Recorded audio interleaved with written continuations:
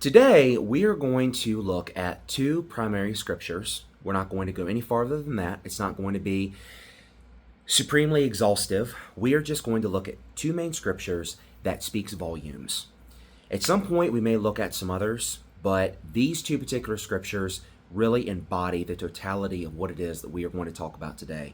Sometimes you do not need volumes upon volumes of scripture just to prove something. You just need a powerful passage that conveys a meaning that is universal for everyone. And that is what we're going to do. And we're going to break these two particular passages down into the Koine Greek today. So we are going to look at these scriptures, these passages in the original Greek translated into English, and we're going to find out what certain of these words in this passage pertaining to the important parts of these passages meant in the original Greek, to know what exactly does these words, or did these words convey in their totality across multiple translations and different usages. So without further ado, what is today about? We are going to talk about today why it is so incredibly important that, for one, you've heard me say this a lot, that we test and approve all things. As Thessaloniki Aleph, which is Hebrew, for 1 Thessalonians chapter 5, verses 21 through 22, in which it is recorded, test all things, hold fast to that which is good, abstain from every form of evil. We are going to talk about why this is so incredibly important, and we are going to tie that to Yaakov, which is Hebrew for James, chapter 3, verse 1, wherein it is recorded verbatim,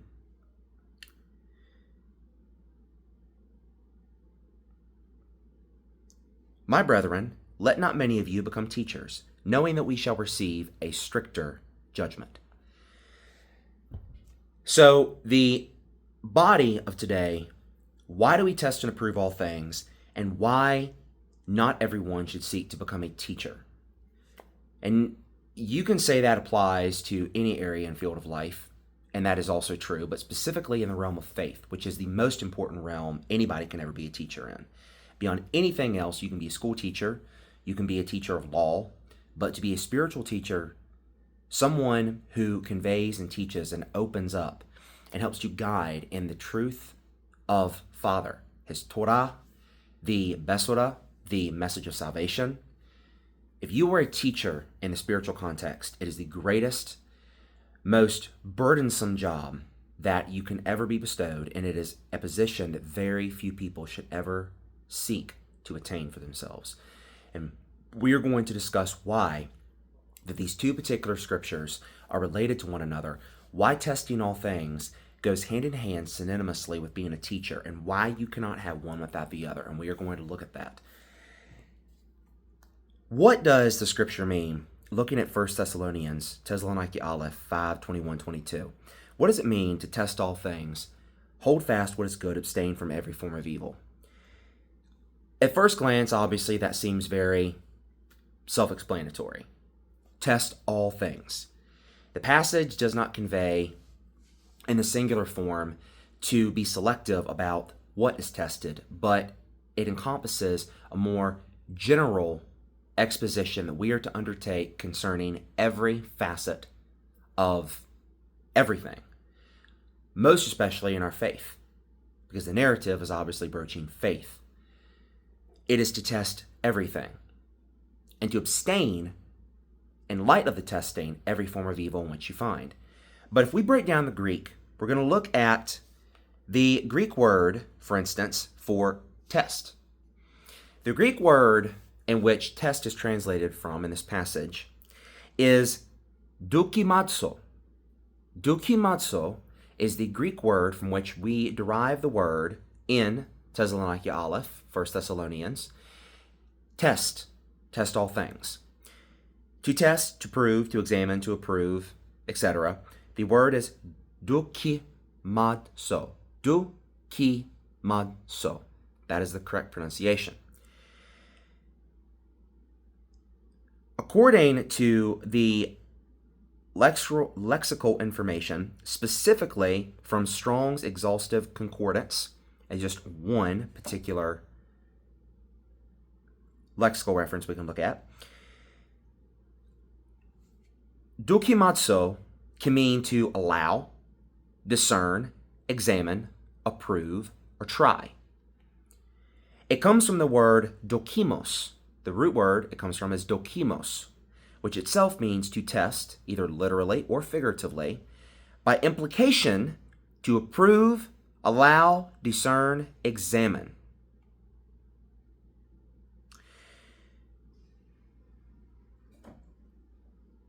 To properly, to try, to show something is acceptable, real or approved, put to the test to reveal what is good or genuine. To approve by testing is done to demonstrate what is good, passes the necessary test.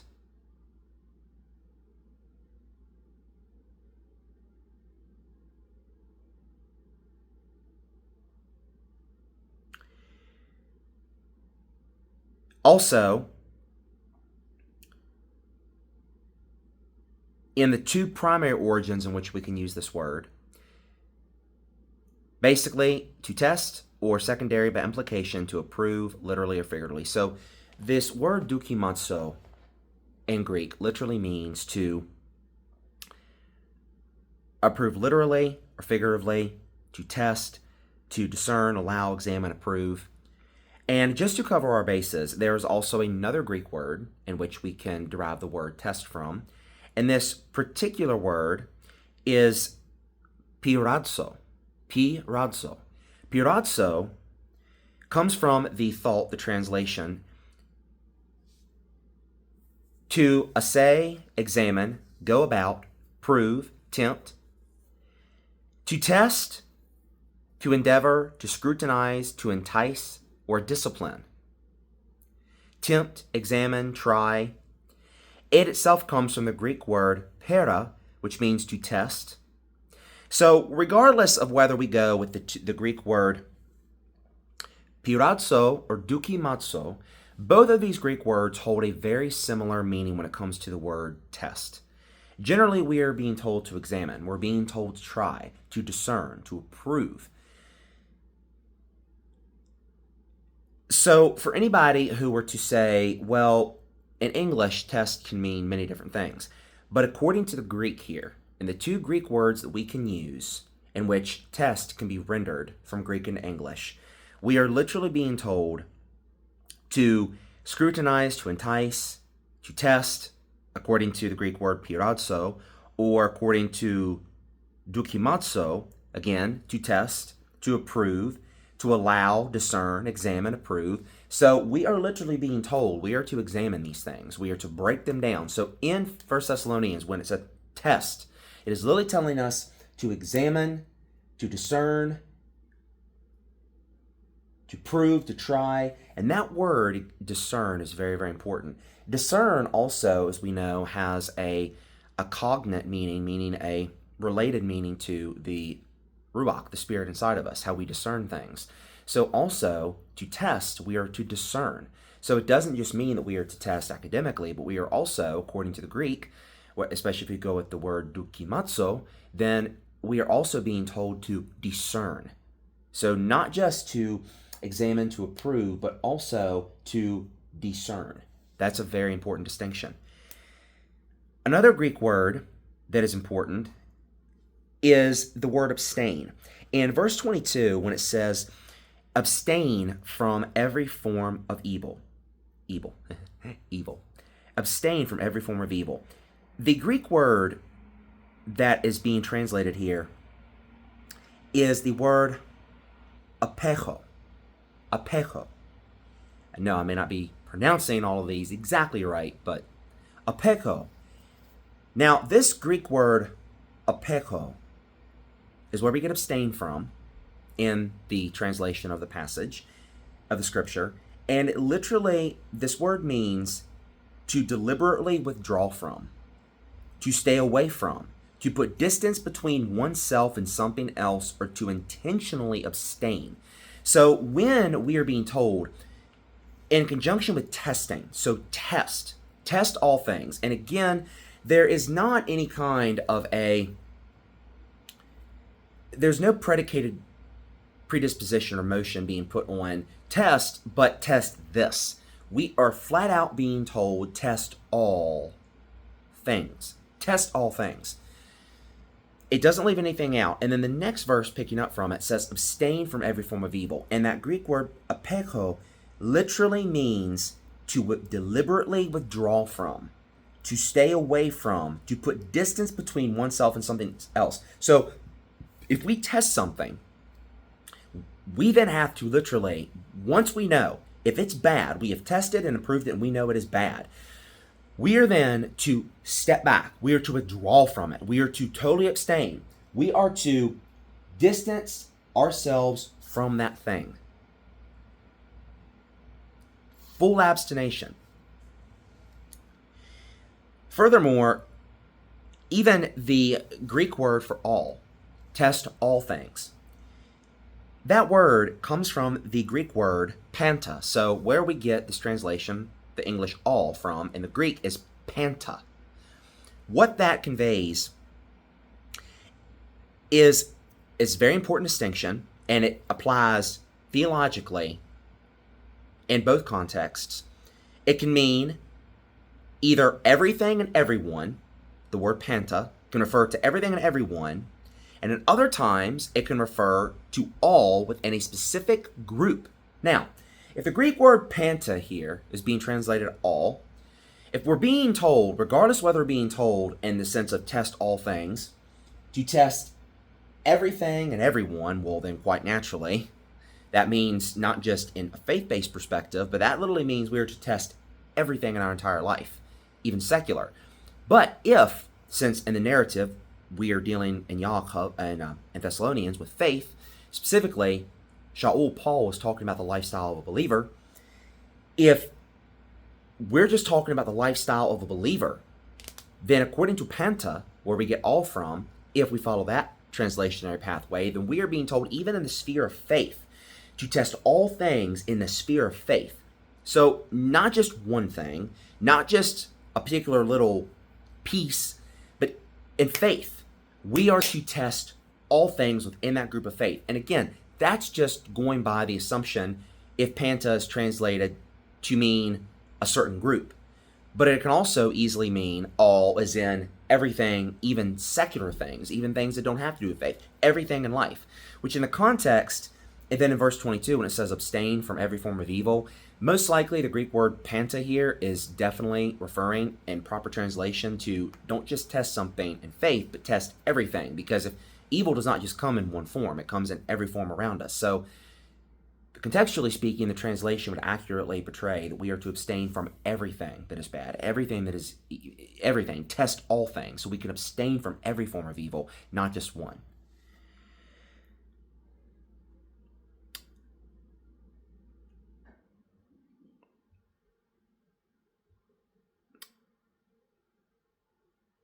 All right. We're going to look at another word here. Give me just a moment.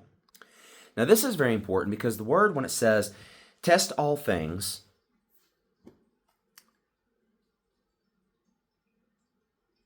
hold fast what is good. Now, this is very important.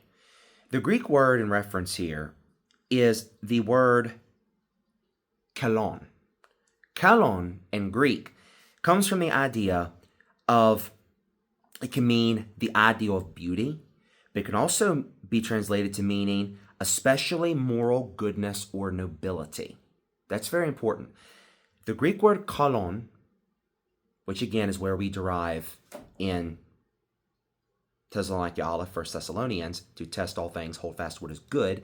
That word kalon, literally we are being told that we are to, by testing all things and hold fast what is good, that we are to hold fast to that which is morally good, that which is noble, and even to achieve the ideal of beauty. If you are holding to that which is good and you are abstaining from evil, then, pardon me, then you are also, by extension, becoming beautiful in Father's eyes, because if you are holding to that which is righteous and abstaining from lies, paganism, false doctrines, then you are also becoming beautiful in Father's eyes spiritually, because you are abstaining from things that are wicked in His sight. So in every context of the word, where we're getting that Greek word, where we're getting the Translation, good. Test all things, hold fast what is good. That Greek word kalon is so much richer, and the meanings are so rich when you look into what it really means and what it is conveying when it says hold fast what is good. Hold fast to the ideal of beauty, to the moral goodness, or to nobility. So we are literally being called upon to achieve the ideal of beauty in Father's eyes, as well as to achieve moral goodness and to be noble. So that encompasses everything for a believer. So we are being told in that passage, to break it down very simply, we're being told according to the word test, which can either be dukimazo or pirazzo. We are being told to test, to abstain, to examine, to discern. According to apecho, to abstain, to withdraw from, to stay away, to put distance between yourself and a thing. Concerning the word all, test all things, which can refer to anything and everyone, or to a very specific group that you're being told to focus on, as well as kalon, to achieve the ideal of beauty, especially moral goodness. So if you take the Greek, what the Greek original passage is trying to convey to us is that we are to test, we are to examine, we are to approve, we are to discern everything. So test, all, apecho, all. That we are to, again,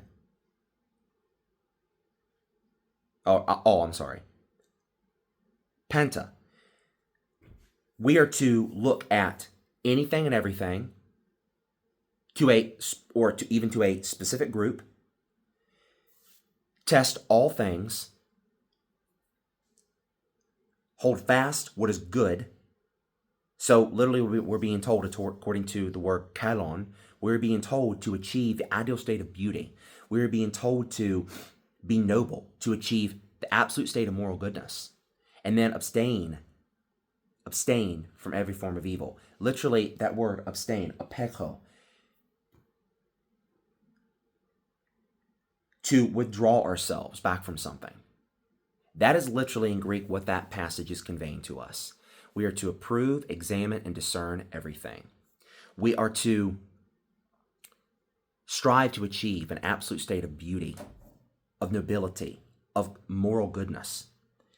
That we are to withdraw violently from anything that is bad, anything that is impure, anything that is not good. We are to withdraw completely away from it. That is literally what we are being told to do according to the Greek. And that gives such a much deeper meaning to that passage, such a much deeper meaning to what 1 Thessalonians 5:21-22 is commanding believers, children of Yah, to practice.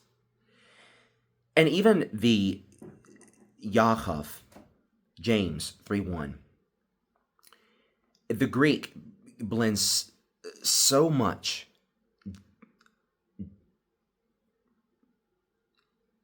of a deeper, more solid meaning of what this is conveying when, my brethren, let not many of you become teachers, knowing that we shall receive a stricter judgment. Some of the Greek in this is incredibly powerful. For instance, in Yaakov, James 3:1, the Greek word for teachers, for instance, let not many of us become teachers. So the Greek word teachers is called and pronounced didaskalos. Again, didaskalos. So the Greek word which we're deriving teachers from in this passage is didaskalos. And it literally is translated to mean with one, a teacher, an instructor, or figuratively with reverence, a master, in the genitive case, or specially. So it can refer to doctor, master, teacher. It comes from the Greek word didasko, which means an instructor, yet again. And a teacher, an instructor, acknowledged for their mastery in their field of learning in Scripture, a Bible teacher competent in theology.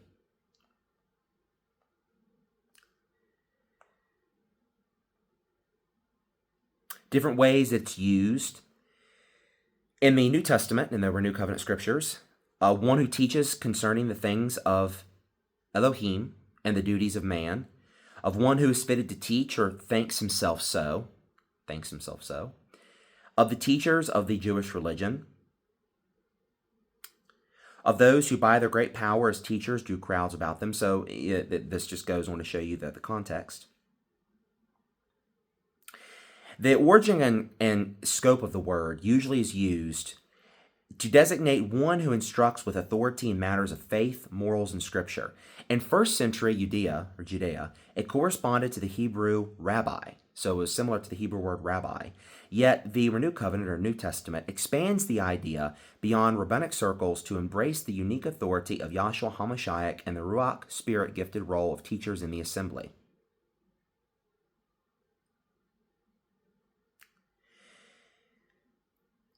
So if we look at what teacher mean, a teacher does not just in the Greek.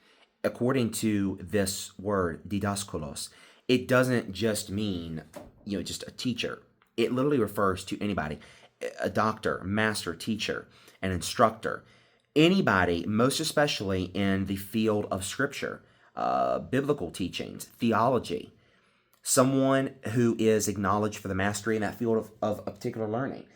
It is literally referring to anybody who attempts or conveys themselves as a teacher or an instructor. So literally when it says, let not many of us become teachers, it is covering a broad range and spectrum of anybody within the faith who attempts to do anything concerning instructive practices concerning the faith, concerning salvation. If you call yourself anything of instruction, you fall under that umbrella. Furthermore, the word that we get here, I really like this one. The word judgment. Because in Yaakov and James, it says, yet again, let not many of you become teachers, knowing that we shall receive a stricter judgment. Now that word in Greek is very powerful. And it comes from the word krima. And what it literally means is a decision, the function or the effect for or against crime. It can literally be used in the form of condemnation, damnation, judgment. It comes from the Greek word, the root is the word krino, which itself means a decision, the function or the effect for or against, again, in the term of crime. Avenge, condemned, condemnation, damnation, plus go to law, judgment. So the word krima is not just linked to judgment. It's not just linked to a particular punishment, but it also is linked in a legal sense to law, to a criminal case. So if you become a teacher, what Yaakov, James, is conveying is if you become a teacher, you will be held to a stricter judgment. And that word, krima, conveys that the judgment you are going to be held to is the standard, not just of a normal moral judgment, not just a passive judgment. You are going to be held to the strict judgment as of law. It is literally as in a criminal legal case. So you are being held to a legally binding precept that if you, regardless of what you do as a teacher of the faith, you are going to be held to a standard of judgment applicable to, synonymous to, that of criminal law, of a legal case. And you will be judged accordingly, whether you succeeded or you did not succeed. That holds, obviously, such greater weight than simply saying, oh, you will be held to a much greater judgment. No, it's not just judgment, you'll just be judged. It is the volume of judgment, the intensity of the judgment. It is legal judgment. You are literally, as a teacher, being held to the same kind of standard, for instance, as a lawyer. You look at a lawyer, for instance, one of the many evil lawyers and attorneys out here in this world today. I will always maintain that to be an attorney, to be a lawyer in this world today, especially in the United States, is to practice an evil art, because it's so hard for an attorney not to practice law and dabble in evil.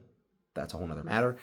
But concerning just attorneys and a lawyer, they are held legally liable for every word that they speak to you. If they put it down in writing, you hire them for legal counsel, they can be held liable for every single word they speak to you. Every word. It is a matter of legal law. It is binding. In the same way that an attorney today in the United States, just in the United States, just focusing on that, who upholds or judges concerning the laws of state, local law, in the same way they are held to legally binding law as an attorney, an arbiter of the law, in the same way, if you were a teacher, your words are being held legally binding. Everything you do and everything you teach, according again to that word krima, where we get judgment from in Yaakov and James, for we will be held to a stricter judgment. Every word you speak as a teacher, you are being held to a legally binding clause. Everything you say can and will be held against you in the court of law. So you can't just change your mind. You can't just go along with this mentality that so many people, so many preachers, so many religious instructors, so many ministers, they go around and they teach with no sense of responsibility. So many men think that if they just go to seminary school or they go to Bible college and or they shadow a minister and they become ordained. So many men take the role today. I mean, you don't have to look any farther at how lightly just people in the Christian religion take being a teacher than looking at the state of how many churches there are in the United States alone. Where I live, I would wager to say just in, I don't know, a few 100-mile radius, just where I live, there's probably, let's not even go a few 100-mile radius. Let's just go within maybe 100 miles. I'd say there's easily 200, maybe pushing 300 churches. That's 200 to 300 churches, all with a teacher, with a minister, all teaching different things. They're all teaching different forms, different interpretations of Scripture. And that's just within 100 miles of me. Let's not take the whole state I live in, the whole country, the whole world. If James says, let not many of us seek to become teachers, again, didaskalos, the Greek word, of any form, instructor, teacher, especially concerning biblical teaching, scriptural teachings. Let not many of us seek to become teachers, for you will be held to a stricter judgment. Again, that word, once more, krima. Legally binding law. Let not many of us become teachers. But yet, you look around the Christian world today, and there are teachers and preachers and ministers everywhere. Or just go on YouTube, go on X, go on Instagram, go anywhere, go on any platform of social media, and you're going to find a whole bunch of people that think they're teachers. They think they're ministers. They think they're religious teachers, and they'll share their teachings. So in the online world now, there's a whole bunch of teachers and instructors. There are so many teachers, which again, that really links up with that prophetic narrative of what Shaul Paul was writing. I think it was in Timothy,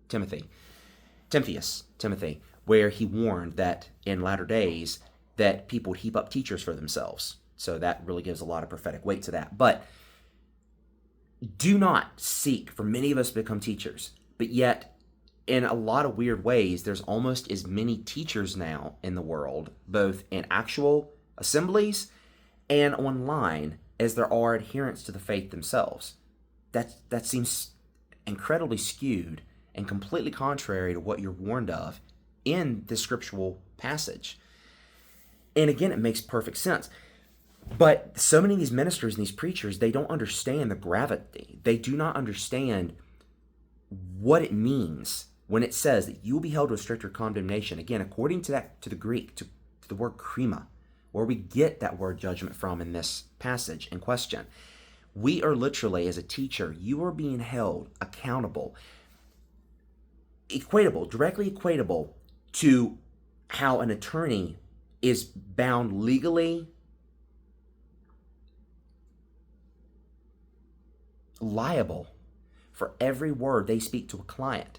And as a teacher of faith, you are being held to the exact same standard. It is like legal law. Every word you speak, and that is the measure you will be judged with. But so many people don't think about that. They think that they just go, get certified, they become ordained, they shadow a preacher, a minister, they go to seminary school, they go to Bible college, and it's like they get out and they think, oh, I'm good, I'm a teacher, I've been certified. And that's it. And they think that then they can't be held accountable. It's like, well, I know what I know. I've been taught what I was taught. My professors taught me this. The preacher I shadowed for years taught me this. So I know it. And they teach it. But they don't really know it because, again, where I said these two things connect. 1 Thessalonians, Thessaloniki Aleph, 5:21-22. Test all things. Hold fast that which is good. Abstain from every form of evil. Approve everything. Discern everything. Withdraw from things that are evil. Strive for that perfect state of beauty, for moral goodness, for nobility. That especially holds true for a teacher. A teacher is supposed to test and approve all things first themselves before they ever think about telling or teaching anybody to do it. It's not just the normal people that have to do it. In many ways, it is the teachers that have to do that. The teachers need to do it so they can then make sure what they're teaching their people is right and good, righteous, and of Father. Otherwise, they're failing. But so many preachers and ministers, men out here who think they're qualified to teach, they don't do that. They don't test and approve themselves. They just accept what they've been taught. They take it for granted and they say, well, it's right because it's what I was tested on. It's what my professors taught me. It's, again, what the minister I shadowed taught me, so therefore it has to be true. But they don't test it and approve it to know themselves for a fact. So they just teach it to others. And by so doing, because they are, again, held legally liable for every word they speak in Father's eyes in the heavenly courts, therefore, every word they say, if they don't test and approve it, they are going to be held legally liable for the things they taught, and they will be judged equitably. But people don't get that. It is so serious, it's terrifying. That's one of the reasons why I have spent so much time testing and approving everything I teach. And I do that all the time. And that's another big thing. If you're a teacher, you don't just test and approve for a while. You don't learn a little bit and then you're good. You just learn so much and then, okay, I'm done, I'm good. As a teacher, you have to be a student yourself, and you have to constantly learn over and over and over again. You have to continue to test and approve, keep learning, keep discerning, so that because you're not perfect, you don't know everything. You have to keep testing and approving, so every word that you continue to speak will hold up in the court of law and Father's court. Otherwise, you start teaching lies and fallacies because you're not testing and approving anymore. You're going to be held to a strict judgment. Those legally binding words you speak is going to come back around and bite you in the butt, and you're going to get convicted for it and pay a humongous fine you're not going to want to pay. Trust me. It is incredibly important, and many people cannot do that. Many people, many men are held back by their pride, their avarice, their greed, their hubris. They don't have the ability to be a teacher and test and approve and make sure everything they're teaching can be legally, and again, according to Father's law, legally upheld. They will never do that because they're too prideful, they're too full of vanity and hubris and ego to test things, to admit that they might be wrong or who they learn from is wrong, so they can test it, know whether it's wrong, and get on the pathway of what is right so they can teach what is right to their flock. Many men cannot do that because they are too prideful, too vain, or lazy, because it takes a lot of work to do that. It takes a lot of work to test and approve. And if you're not willing to do those things, and it takes a commitment, you have to dedicate your life to it. All these men out here, there's so many people, so many ministers and preachers. They go out here and they become a preacher, they become a minister, but that's not their whole life. They do that, But there's a lot of men who it's a part-time job for them. They have their own job, they have their own business, they have a family, they have all kinds of other things they're putting their attention to. A lot of those men, they don't have time to just sit around and just test and approve, test and approve, test and approve, which is what you have to do. So before you become a teacher, if you can't devote your life to it in the way it calls for, don't become one. Because if you don't have the time to test and approve, you're too busy in life, or you're just too lazy, then whatever you teach that you're wrong on, you're going to be held accountable for it, like in the court of law, and you're going to pay for it. That's, again, why James said, let not many of us seek to become teachers, because he knew not only could many men not do it, because they're too prideful, too egocentric, too full of hubris to admit they're wrong, or to test and approve things and make sure they're not wrong, or admit when they are wrong and learn the right thing. He knew many men cannot do that, and he also knew a lot of men were too busy. There are a lot of men that had families, who worked, who didn't have the time to devote to teaching and testing and approving.